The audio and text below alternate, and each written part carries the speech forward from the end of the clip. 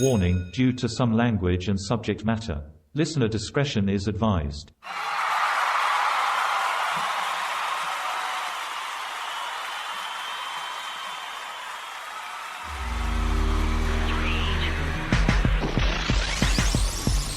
There is an anonymous quote that says, "Find 3 hobbies you love.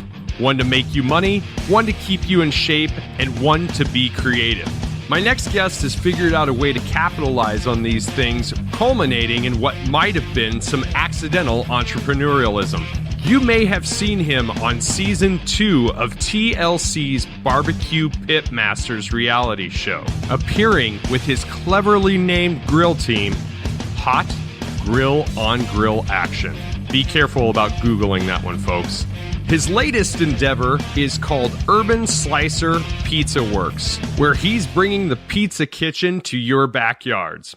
We're going to talk some pizza, some Q. We might even talk about our old rock bands, too. My friend Matt Frampton is joining me on the show today, and I couldn't be any more excited. Ladies and gentlemen, this is Caught on the Mic.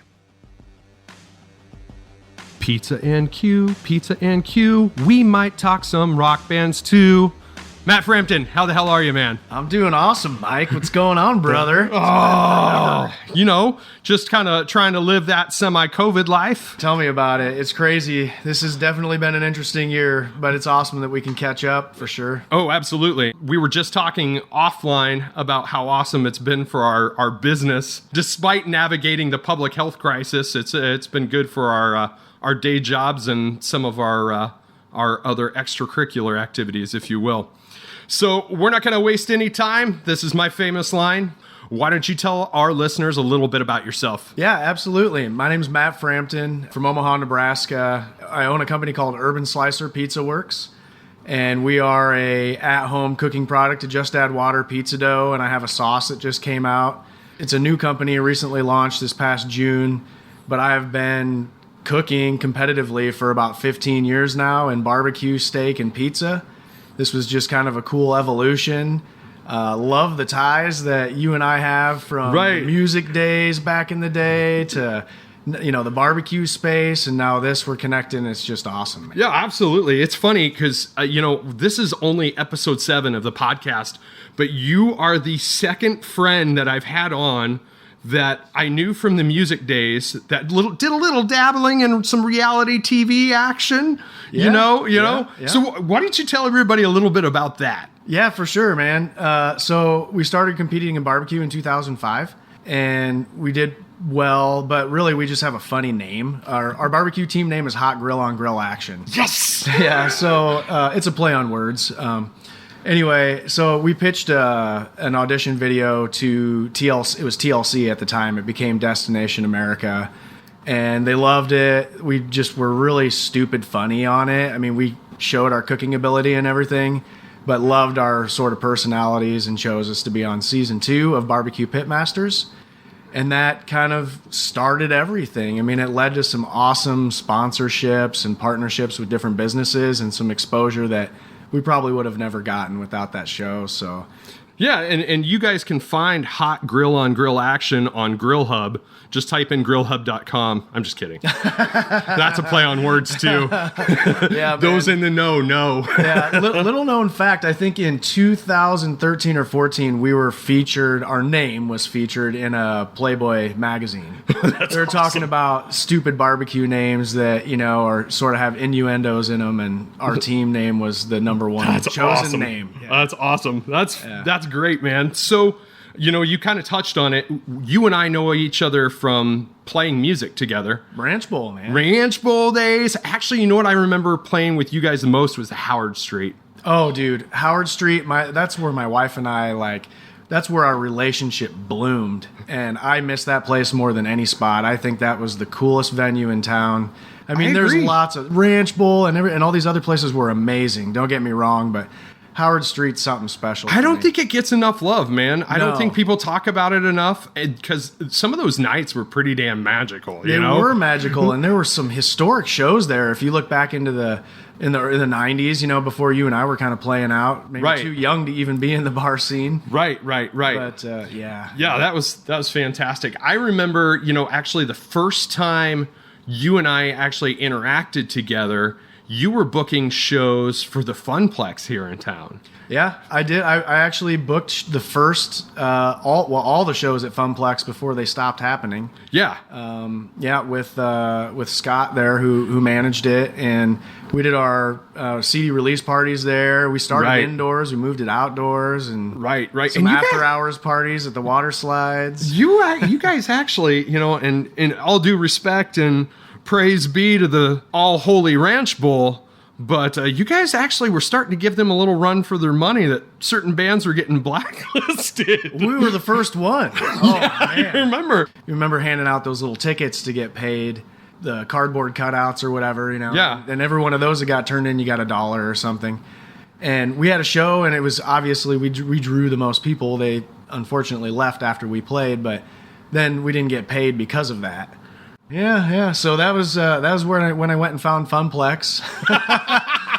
But I remember one of the Funplex shows that I thought was a pivotal moment for that. You guys got Blue October booked there at one point in time. Yeah. I know, because I wasn't even there for the Blue October show. I was there with an ex-girlfriend at the time, just hanging out in the water park, and I actually had a brief run-in with the Furstenfeld brothers from opening for them in the past. I just so happened to see them there, and I'm like, what are you guys doing here? And they're like, oh, we're playing here tonight. I'm like, what? Yeah. That was a cool show. We built that stage not too long before that show. Changing course here, you got into competitive grilling shortly after getting out of music, or was it while you were involved in music? It was shortly after I got out. My last band, I had to quit because I took a new job that had me traveling all over the country. A good friend of mine that I grew up with, his name's Ryan Amos. He's on my barbecue team still to this day. Nice. We were next door neighbors growing up. He moved away. He came back and he said, let's enter a barbecue contest. My dad's been doing it for a long time. See what happens. And we did really well. Like, we won the chicken category, and we thought we were hot shot barbecue dudes. And so that just is what kind of started that whole life of cooking for me. But it was about a year after I stopped playing that I entered that contest. So there really was no overlap, but not much of a gap. Right. And it's kind of weird, because talking with guys of our age group that kind of were in the music thing and then got out of it, almost everybody kind of found something different. They found a different niche. Yeah, someplace. And it's an artistic niche. Absolutely. Definitely. Absolutely. They just found an artistic niche, and like, you found grilling. I, believe it or not, I didn't look like it while I was playing in bands, but I kind of found fitness and it's really weird. It's a cool construct to be a part of. What year was it that you did the BBQ Pitmaster show? 2011. 2011. Okay. Mm-hmm. Yeah, so about 6 years into our cooking. Okay. Mm-hmm. Okay. So did you do a lot of local stuff then, or before that? We were actually traveling quite a bit. Sure. It's a really big business now, and right. It's when we first started, a contest would cost you between $300 and $600, and that included your travel money. Now it's $1,000 before you blink. And a lot of these, if you're going to run the right, like Snake River Farms is a brisket supplier out of Utah. A brisket from them's $250. I mean, if you're not cooking one of those, you've already lost the brisket category. Jeez. So you're looking at $1,000 to $1,500 depending on what you're towing and how far you're towing. Expense per contest. We were doing between 8 and 12 a year, and a lot of guys now to win the points chase, and they're doing 35 to 40 a year. Wow. But they're all over the country. There are hundreds of events every year. They go through the Kansas City Barbecue Society, which is this organization that sanctions all of them. It's like NASCAR. There's a points chase and all that, and it's actually worldwide, not just in the country. We usually would stick within a 5 to 7 mile drive for our stuff. Yeah. So how much trial and error did it take to build that confidence to actually compete? I still find myself doubting myself. So lots of trial and error, but probably ruined more barbecue than I would care to admit before we got really good at it. Yeah. It takes some time, and you got to learn from people. Oftentimes it's not what you enjoy, or, from the very beginning we were making barbecue that our friends and family said, oh, it's the best thing I've ever had. But the judges wouldn't necessarily agree, and it depends on what region you're in. So you have to really go with what is scoring well, flavor-wise, choice of cut-wise, in terms of what you're turning in, not necessarily what your own personal tastes are. Let's say you have just some regular hobbyists and they want to get into it. If you had 5 immediate tips that you would offer up, what would they be? I would buy a book or a class to learn about what a barbecue contest is, the sorts of equipment that you need. So I'd start with that. There are lots of classes that teach you the basics and some recipes. I would practice. Practice would be the third one. Practice would be the fourth one. And then ultimately enter the contest. Right. It doesn't matter what you're cooking on. I've seen guys running $25,000 awesome pits, and I've seen people cooking on trash can looking barrels. Right. They all win. The key is knowing your pit. Right. So whether you're running a Traeger or a Green Mountain or a Jambo or a Yoder or one of these other grills that are out there, with the barbecue stuff, the only thing you can't really do is run propane or electricity. Right. But why would you want to? Yeah, it's just knowing your pit, and that comes with practicing. When you first started competing, what was your grill of choice? When we first started, we were running nothing but Weber Smoky Mountain cookers. Oh yeah. So the bullets. Yeah. The Are they even making those anymore? Yeah, they are. Oh, okay. We ran our first contest. We ran 3 18-inch Weber bullets and a Weber kettle for the chicken. So we did ribs on one, brisket on one, pork on one, and then did our chicken on the kettle. Nice. Yeah. Nice. We did that for years. Yeah, it's weird. Weber's product line and their product breadth is getting a little bit bigger, and they're starting to dabble in the pellet cookers too. I know. I saw some interesting reviews of the first couple versions. Well, they've already recalled the first run of the Smoke Fire, and they completely remanufactured those. And kind of predictable. They had that open flame with whenever you got air and combustion going on. Right. It's almost like you could tell when you looked at them and you looked at the construction of them that they had just rushed those to market. Yeah. So there's big competition in the pellet space right now. So 2011, you did the Pitmaster show, and how did you guys fare in that? Well, we did really well. So it was there was 2 categories. We didn't know what it was going to be when we got there. We were given a really long list. It could have been armadillo. I mean, there was just these random meats thrown in awesome. there. They first drew catfish, which was cool. We had a guy on our team that's a really big fisherman, so you had to actually fillet it yourself, skin it, and we grilled it, and we did really well in that category. And after that, one team was eliminated. We went to the next round, and we lost by a point to Mo Cason out of Des Moines. Our pork actually scored perfect, 10 out of 10, and then he beat us by a point in the coleslaw side dish thing, which was just infuriating.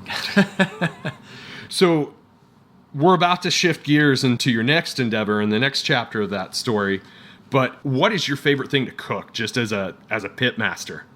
As a pit master is ribs. Ribs. Yeah, brisket is my arch nemesis. I love cooking it. For competition, though, there's a guy on our team. His name's Logan. He's really good at it, and so that's kind of his baby. The ribs and the chicken I have a lot of oversight on, but I love cooking ribs. I could go out and do it right now. Pork ribs? Yep, pork ribs, spares personally. Yeah, short of grilling up some steaks, I for some reason can manage to fuck up beef no matter what. But I could do pork, I could do pork butt, I could do pork ribs all day long, and it'd be awesome. It's much more forgiving. Yeah, absolutely, absolutely. Your story now, you're doing pizzas. I know, man. You are the pizza man. You are the urban slicer. How the hell did you get into that? Yeah, it may seem like it is very recent, but it's about 10 years in the making. So after the TV show, we got some sponsorships, and I became a brand ambassador for this company called the Kettle Pizza. They make an insert for the Weber kettle. And I fell in love with making pizza in the backyard, especially that super high, 900-degree, cooks in 90-second pizza thing. So wrote a recipe, shared it online. I was part of all these pizza groups, and my recipe got a lot of traction and sort of took off, and I was getting a lot of DMs, dozens a week, and which turned into hundreds a week after a while. I'm trying to answer everybody, and eventually I just fell in love with it so much that I decided I need to figure out a way to make this a business that I want to do. Restaurant was not something that I'm really interested in. I know that A lot of people have wanted me to open a restaurant. I get asked it maybe daily, when you open in a spot, and I'll never say never, but it's not on my like dream list of things to do. So just decided to take the dough recipe and put it in a bag and see what happens. Did some research. It wasn't a premium pizza dough recipe out there. And so for about 3 years, I worked on that formula with the food scientist out of Kansas City. We developed a yeast in its dry form will die next to salt in a bag. So we developed a yeast that has a coating around it, proprietary, where it dissolves once the water hits it. So you could actually put everything in the bag at one time. And it's kind of the first of its kind out onto the shelves, and the reception's been awesome. It's been cool. Awesome. So you basically carved a niche for yourself out of something that was previously a hobby, Yeah. And now you've made it like a labor of love. As it turns out, that's exactly what happened. I won't say that was my mission to begin with. Just kind of, that's exactly what happened. So it's funny. I was listening to another podcast you were on the drive to Omaha. There was a story that made me kind of chuckle, and it was about a grill competition in Valley, Nebraska. And it sounds like you were like dishing out pizzas, like you were the canteen in the middle of the desert dispensing water.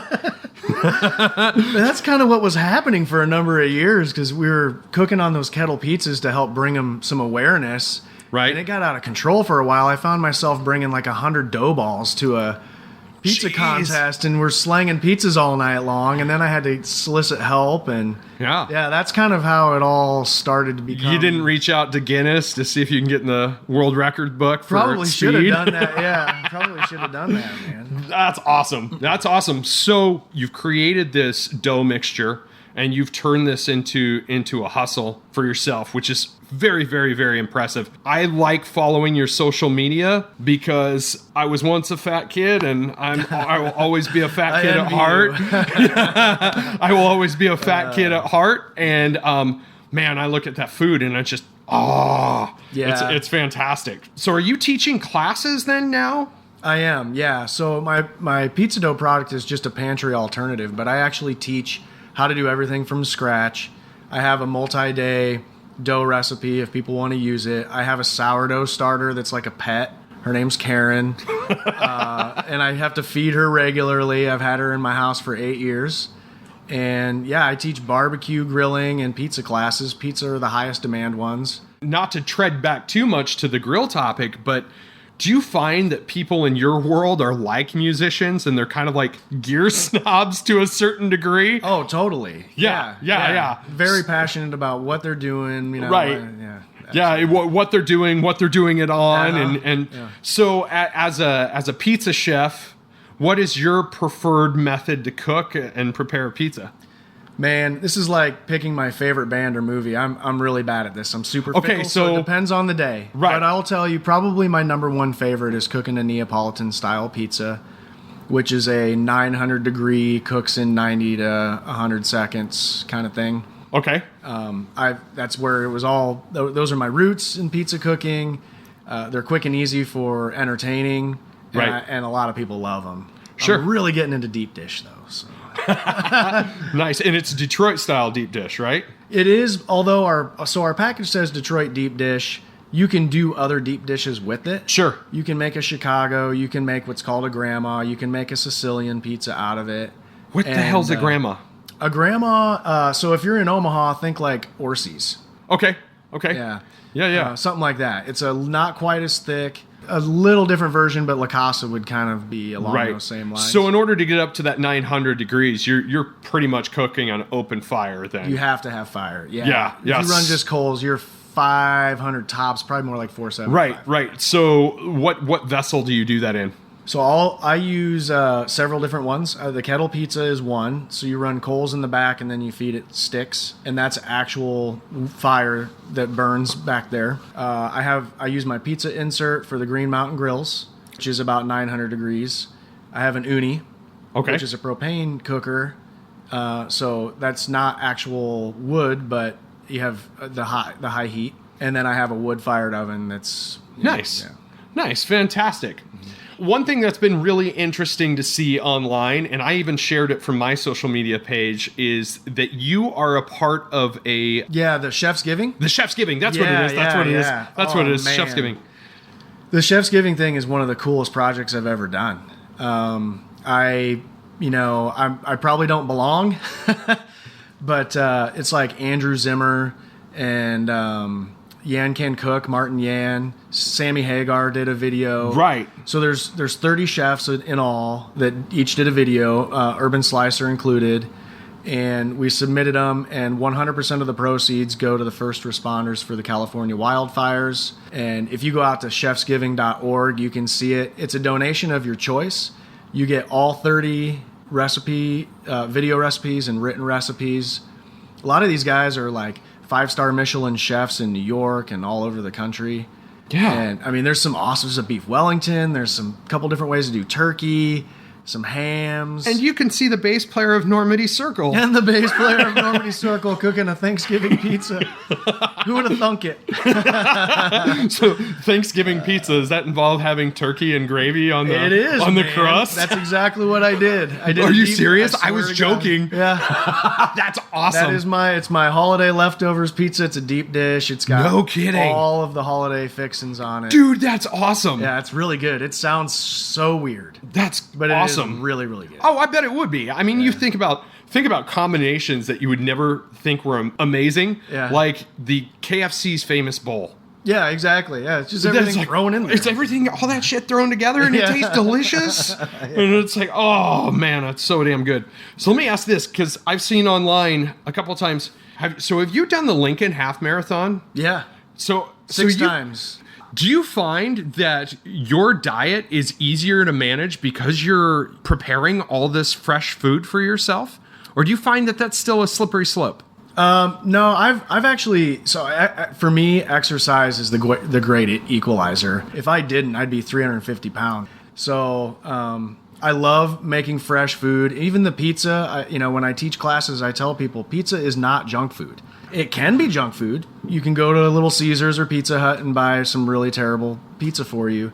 Or you can use fresh ingredients and make good stuff and make it the right way. And just like any other meal, and then it's up to calories, how much are you going to eat? Right. And I was just going to say that I think anybody that's ever watched their calories, they have that oh shit moment when they see that, oh, I can have pizza. Right. It's this other crap that's killing me. It is, yeah. It's actually, sometimes it's the actual chef salad with all the salad dressing and additives on it that's killing me. It's not the pizza. 400 calories and ranch. So, yeah, I mean, how did you get into that? Have you always been a runner?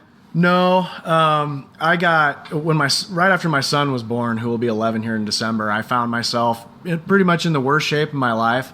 I just decided, I started with P90X and Insanity, and then I started cycling, and then I just decided to start running.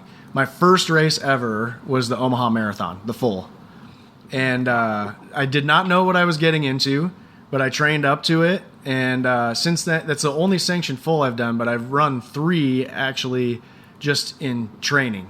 There's something about really pushing my mind. Yes. And just to sheer exhaustion. I'll regularly go for 13 to 15 mile runs, and I'll be worthless for a day or two afterward, but they feel great while I'm doing them. Man, that is so relatable, because I'm sitting here just nodding at you in awe, because that's kind of the same thing that happened with me. It's like, so my daughter's 13, my son's 11. Actually, our kids are the same exact age. Isn't that crazy? Yeah. And daughter and son? Yes. Or daughter older and son? Yep. It's such a parallel. Yeah. Coincidentally enough, folks, Matt's daughter and my daughter were part of the same baptism class when they were babies, or we were a part of the same baptism class. We were kind at of the same church. Too. Yeah. So, but when my ex-wife was pregnant with my daughter, I put on the sympathy weight like tenfold. Happens easy. And then I ended up starting a band that ended up being the most successful band I was a part of. So it was kind of a weird, because here I am kind of chunky in my most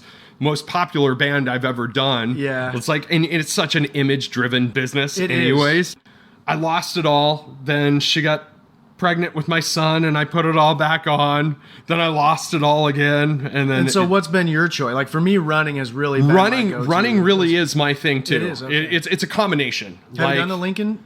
What's that? No, I've not. I've been living in Lincoln for 5 years now, and my wife has tried to pitch it to me every year. It's so the Lincoln Marathon's great. The Good Life Halvesy is actually more fun, and you finish in the Haymarket, so where there's beer and everything. Right. And that's it. That's like just a carrot in front of you. Right. But I'm a horrible terrestrial runner. Like I can run all day long on a treadmill, and I can run 10, 15 miles, but I am horrible about controlling my pace. So a typical workout for me is half hour, 45 minutes to an hour of cardio, and then half hour of lifting weights. Mm-hmm. And I would be in phenomenal shape if I could get my diet right, bringing this full circle. Yeah. It's diet that kicks my ass. Diet is huge, man. And I pretty much eat whatever I want, but I know that when I'm over 2,000-3,000 calories, I have to really just shut it down for the day, no matter what I've been eating. Right. Over time, you get good at kind of just gauging that. Right. It's not an exact science. So do you follow anybody that, I don't want to say like motivational speakers, but are there any certain motivational figures that you follow that kind of get you going, that motivate you to be such a strong runner? My barbecue partner, Logan Hendrickson, is in incredible shape. So, and a lot of times we're doing interviews or we're end up on news or like you said with the band, Yeah. So I don't want to be standing next to him looking completely out of place. Right. So that is a motivator. And then I have a really good friend in Kansas City named Aaron Becker, he was a giant lineman. I mean, never like super out of shape, but he was a D2 lineman that was 300 plus pounds. He cut it all down. He won a bunch of weightlifting contests and like bodybuilder stuff, and he's been a really big inspiration to watch, just to know you can go from that to what he is now and keep it in check for a really long time. It's weird we come to these conclusions after those band moments in life where things are so much about image, and you're young, you're in the bars constantly, and you're trying to pull tail or whatever it is, and it's like, oh, I don't give a shit, I'm gonna drink freaking case and a half of beer tonight, and we bounced back so much better back then. I mean, when we were 23 years old, we'd drink until 3 a.m, wake up at 7:30 like Superman. Right, absolutely. Absolutely. But now it's like, it's one of those things where you kind of need those figures in your life. You need those people, the iron sharpening iron kind of thing. Like, I'm a big nerd, and I don't want to sound like I'm copping Joe Rogan's nuts here, but I love following guys like David Goggins. Totally. And Goggins is a huge inspiration. Oh man, his story is one of the most unbelievable stories in the history of humans. Yeah.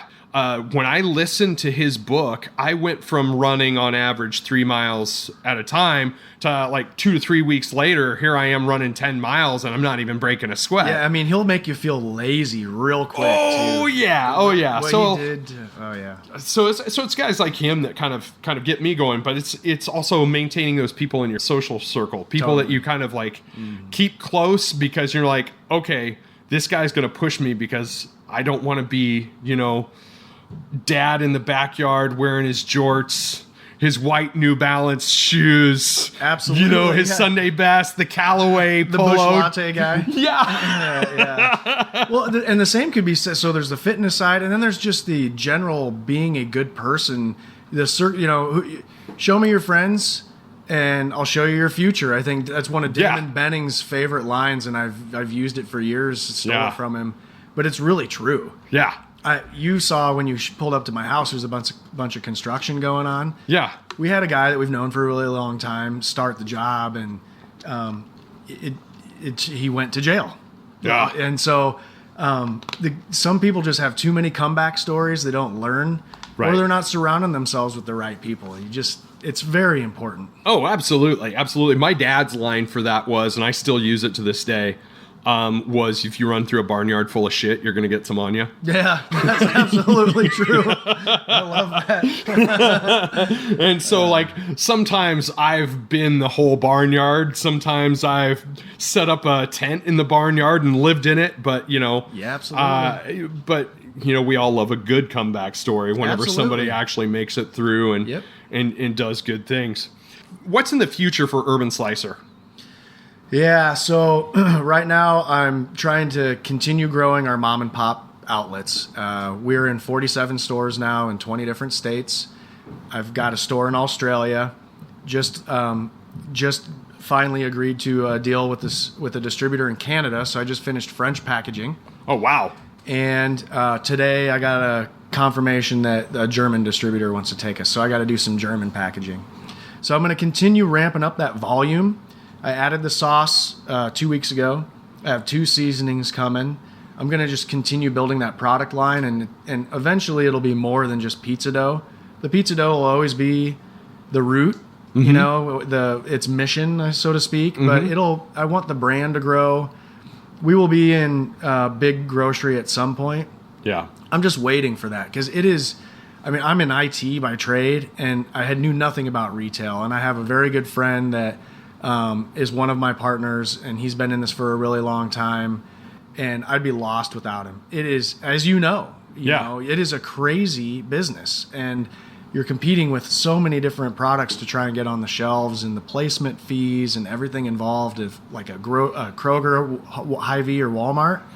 It's insane. I mean, yeah, and it's weird because you look at the retail model and how much of it is going strictly online, unless you have a good niche market, which is something that you have. Yeah. You know, and grilling in general, or any kind of outdoorsy products, because sometimes some of those items are instant gratification items. Like, people aren't like necessarily coming in to shop for that, but if they see it, they're like, okay, I got to have that. Yeah. I got to have that. And so sometimes you just got to build that base and grow it from there. Yep. So have you thought about, at any point in time, you know, you said that people nudge you to be a restaurateur at some point. Have you ever thought about doing like a take and bake type model? It's funny you ask. I just ordered a bunch of pans to do some testing for that today. It's like I'm Nostradamus. Yeah, it's crazy. I literally ordered them today. There's a company called Lloyd Pans, and I love their stuff. That's what I've been doing all my deep dish in. I just ordered a bunch to do some testing to see if I could stage things, and then I ordered some disposable pans that they can go in and get shrink wrapped in. I don't know where it'll go. You're sitting in the test kitchen. Sure. So it'll get tested. But yeah, it's something I'm considering. Or frozen. Right. And it's just, the thing is you never know until you try. You got to will this shit into existence, right? Exactly. I mean, did you think back in 2011, when you're grilling on TV, that you would be distributing a pizza dough or a pizza sauce today? I wasn't even sure in March of this year. I don't think any of us were sure of what was going to happen in March of this year, bro. Yeah. That is no doubt, man. It has been a crazy time. Yeah, absolutely. So how have you been dealing with COVID-19 and the year that has been 2020? So probably much like a lot of people, a lot of uncertainty. You know, I've got 2 young kids in school. We went through a long period where they had to learn remotely. Yeah. Very blessed to have 2 super responsible kids that are really good. And they took initiative, and my wife and I both are working here, and we did not have a bunch of overhead. I cannot imagine having a kindergartner or a first grader through this. I mean, it would just be a whole different thing. They don't know what a plus sign is, or, you know, the little basics where they can't even self-start school. Right. So in that regard, you know, it's been challenging, but I'm definitely one of the lucky ones. My 25-year career in banking IT had me traveling all over the country 75% of the time. On March 12th, I got called back. I haven't traveled since.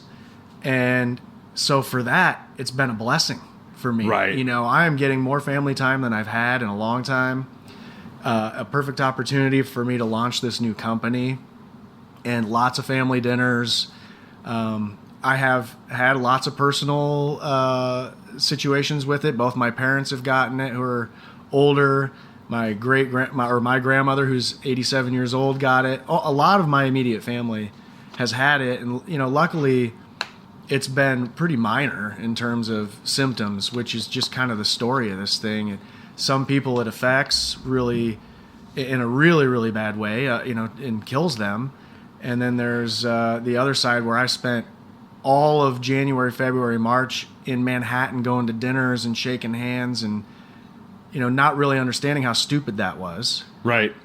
but with many other people that didn't understand how stupid that was, and I never even saw symptoms. So it has been lots of downside, of course, but I'm always a glass half full kind of person, and I can find the positives in it, and we're just trying to eat up the family time.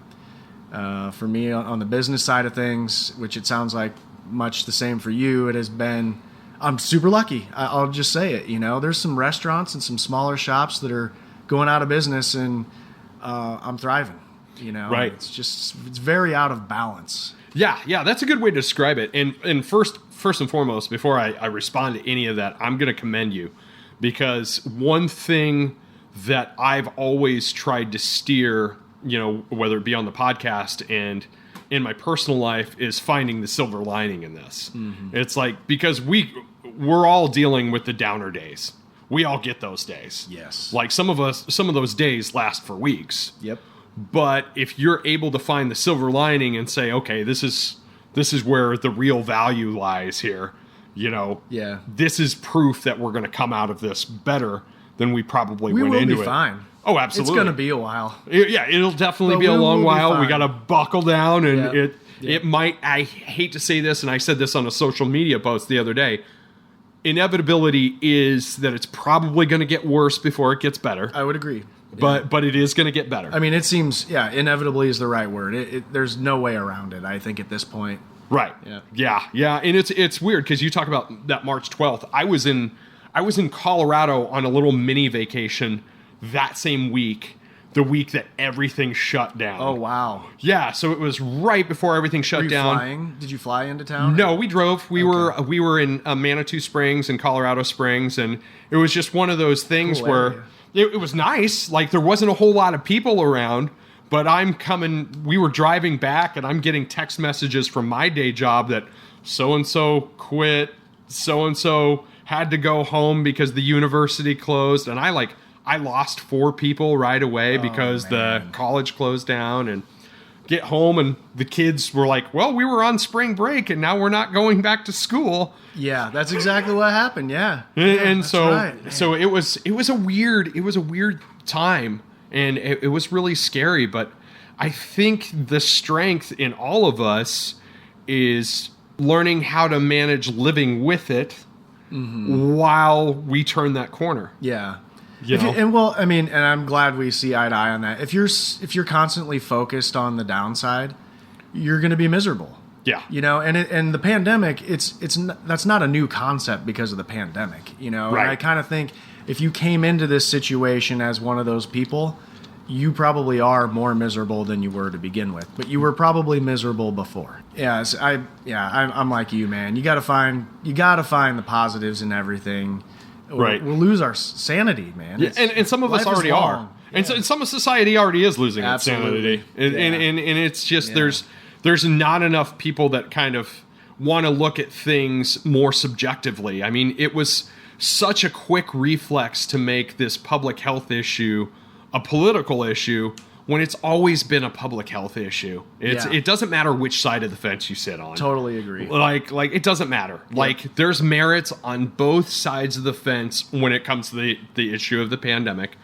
But it's just, we have a choice of how we're going to react to it. We do. That's an amazing way to put it. So what's next for Matt Frampton? I asked what's next for the Urban Slicer, but what's next for Matt Frampton, the man? Well, so I'm hoping that the pandemic is over as quickly as possible, because just like playing and a lot of the musicians that we've talked about, I'm not teaching right now, which is a big part of what I do, and I'm looking forward to resuming that. So we've got the pizza thing, obviously. I'm going to start competing more in 2021. This year I competed 3 times, 2 state contests and 1 barbecue contest, which is just crazy. I never de-winterized my trailer. So I think I'm going to do that the second everything thaws out in the new year, and hit it hard pretty next year and compete. And so you're gonna will all the goodness into the world into existence. I'm going to do my best. Yeah. I'm hoping that by mid-year next year, because that's honestly how long I think it's going to take. By mid-year next year, we're starting to see the glimmers of normalcy starting to we need the vaccine to hit, and then that should be the beginning of probably a long ending. But yeah, absolutely.